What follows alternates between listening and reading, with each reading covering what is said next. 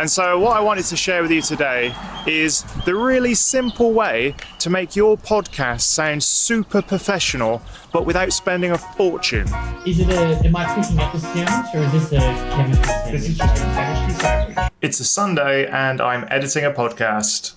It's quite fun.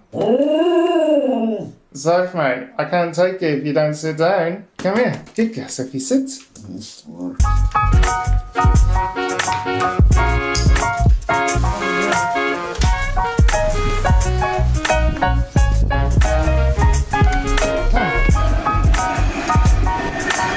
So you see, making your podcast sound as awesome as possible just means that it's a nice listening experience. People want to come back for more and more. Now, one way to do this is to invest in incredibly expensive microphones. So if you're doing this and you've got a limited budget, making sure that your microphones are the best you can afford is important, but it's certainly not the only thing you can do to make sure that you've got professional quality audio for your listeners.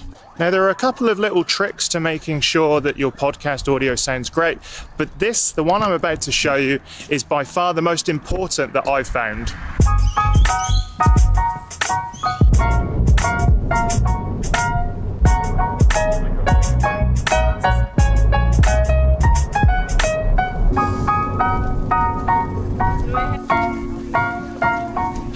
Steam train, take me on home.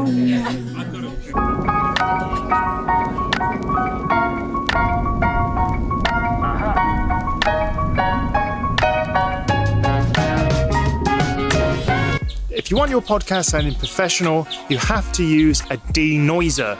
A denoiser takes the background hiss and rumble, and sometimes even they can remove background conversations, and it makes your podcast sound crystal clear. There's two ways to do this. The first way, it's a little bit longer. Essentially, you take a little bit of the recording and profile that, and then use that to extract the noise for the rest of it. Now, that works if you haven't got a constantly changing background environment. However, if you do, and this is the approach I'll use now, you've got to get yourself a plugin. The plugin I use is called the RX denoiser, and it's by Izotope. Now, they're not paying for this plug. I just think it's brilliant. I'll leave a link for those two options, where first of all you subtract the background and use that throughout your recording, and the second one, which is much more dynamic, I'm going to leave the RX Izotope link in the description.